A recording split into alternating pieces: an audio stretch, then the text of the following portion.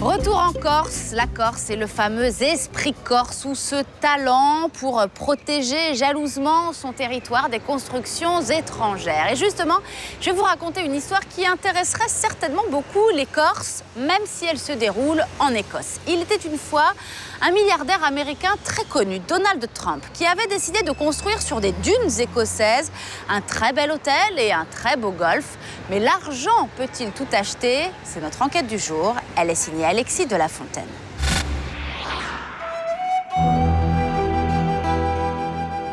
Au nord-est de l'Écosse, voici les dunes de Balmedy, près d'Aberdeen. Une lande au bout du monde, façonnée depuis des millénaires par le vent et les vagues de la mer du Nord. Un coin tranquille pour la baignade et les promenades au grand air.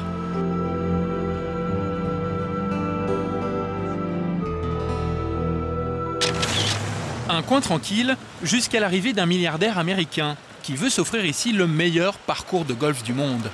Bonjour tout le monde. Donald Trump, un géant de l'immobilier qui a envisagé de se présenter à l'élection présidentielle américaine.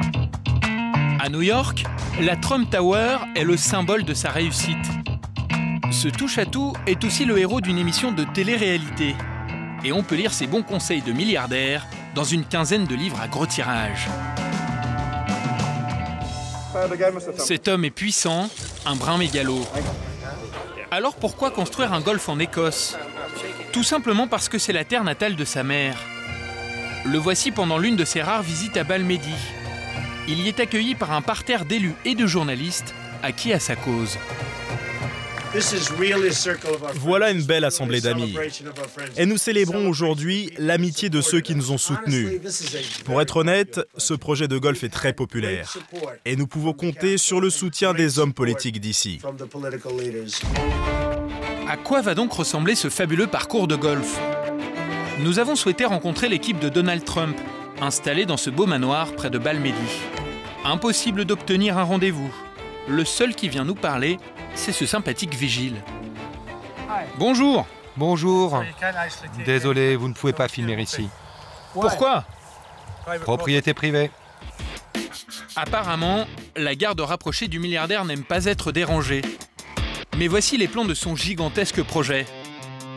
Il s'agit donc d'un golf de 18 trous. Enfin non, de 2 golfs de 18 trous, dont l'un empiète sur un site classé au patrimoine naturel de l'Écosse. Ajoutez la construction d'un hôtel grand luxe de 450 chambres et un nouveau village de 950 maisons de prestige. Au total, un projet d'1 milliard de dollars qui fait tourner la tête des élus locaux. Dans cette région qui vit des revenus du pétrole de la mer du Nord, la création du golf est une aubaine. On a vraiment besoin de ce golf. Le pétrole ne sera pas éternel, cela peut durer 30, 40 ou 50 ans. Donc on espère que ce golf rapportera plusieurs millions de livres par an au comté. Les pelleteuses se sont donc mises au travail, avec la bénédiction des autorités écossaises qui ont fait bien peu de cas de ce site classé. En tout cas, dans les rues de Balmedy, le village de 1600 habitants près des dunes, la communication de Donald Trump a, semble-t-il, bien marché. Ici, tout le monde pense que c'est une bonne chose. Je ne suis pas golfeur, mais je suis pour ce projet. C'est bien pour le coin. Ça va rendre la région plus attractive. Pas seulement Balmedy, mais tout le comté d'Aberdeen. À 2 pas du futur golf, voici le Cock and Bull, un hôtel-restaurant qui fait le plein à la pause casse-croûte. Comme tous les patrons du coin, James Forbes se frotte les mains. L'ouverture du golf de Trump devrait permettre la création de 1400 emplois dans tout le comté. James a donc prévu d'embaucher et de s'agrandir.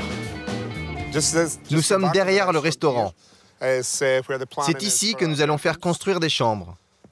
Une vingtaine de chambres en tout. Le golf va vous donner un coup de pouce? Oh oui, bien sûr. L'Écosse, rappelons-le, est la terre natale du golf. Aujourd'hui, le pays compte 570 parcours pour 6 millions d'habitants, un record mondial. Faut-il un golf de plus? Eh bien oui, à en croire ces amateurs de swing. Ils s'entraînent déjà pour l'inauguration du plus beau golf du monde, prévu dans un an. Voilà, alors bien sûr, le projet pharaonique de Donald Trump ne fait pas que des heureux. Il suscite la colère de certains habitants, vous allez voir, et bien sûr, surtout la colère des écolos. Tout de suite, deuxième étape de notre enquête. Dans ses rêves de golfeur, Donald Trump n'avait pas prévu ça.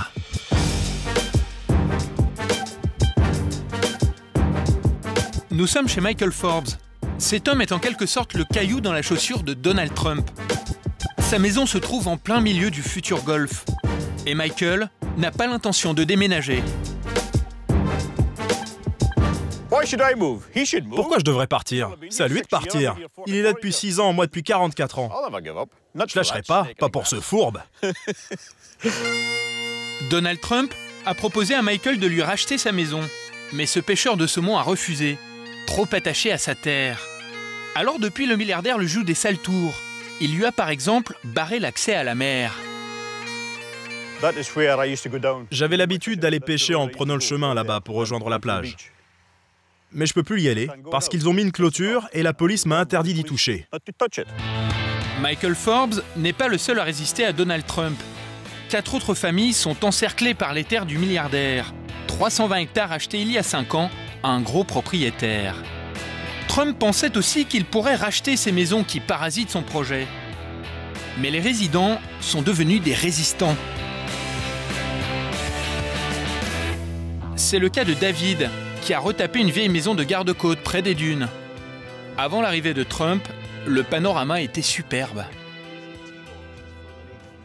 Désolé pour la vue, mais ces arbres sont ceux de mon voisin, Monsieur Trump. Il les a plantés il y a 6 semaines. Pourquoi? Pour bloquer ma vue. Cet endroit était un marais rempli de plantes sauvages, un endroit protégé. C'était un site classé, fameux pour sa biodiversité. Et il est maintenant complètement détruit. Donald Trump n'a pas apprécié qu'on lui résiste. Il a donc tenté de faire exproprier les résidents, même s'il a toujours prétendu le contraire. David s'est procuré cette lettre, envoyée par les avocats du milliardaire aux élus du comté d'Aberdeen. L'objet de cette lettre est de demander aux élus locaux d'exercer leur pouvoir d'expropriation pour permettre au groupe Trump d'acquérir les 8 parcelles de terrain. Il a déclaré à plusieurs reprises et encore récemment qu'il ne souhaitait pas nous faire exproprier. Cette lettre prouve qu'il l'a fait. C'est donc un menteur. Révoltés par les coups tordus de Donald Trump, plus de 300 personnes ont manifesté à l'automne dernier. Elles sont aussi venues pour dénoncer la destruction des dunes. Mais curieusement, la loi censée protéger ce site naturel est peu contraignante. Elle n'a pas empêché l'Empire Trump de lancer les travaux de son complexe immobilier. Dans le cortège, il y avait Martin Glegg, qui milite depuis 2 ans contre la construction du golf. Aujourd'hui, il veut nous montrer les dégâts du chantier. Et par hasard, nous croisons le responsable des travaux. On fait du très bon boulot ici. Ce sera spectaculaire pour l'Écosse et pour le monde.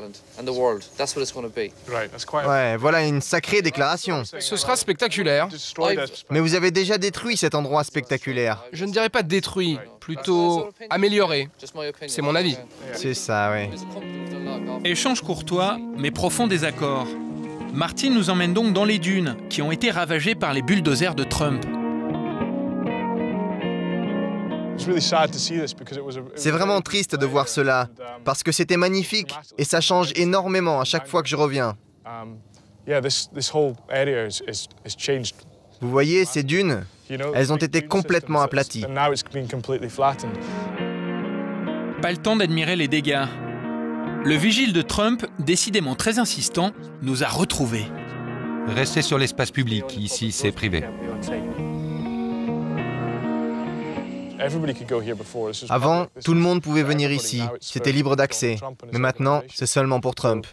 Et qu'en pensez-vous? C'est pas juste, et c'est pour cela que je me bats. Il n'y a pas que les résidents et les amoureux de la nature qui sont menacés ici.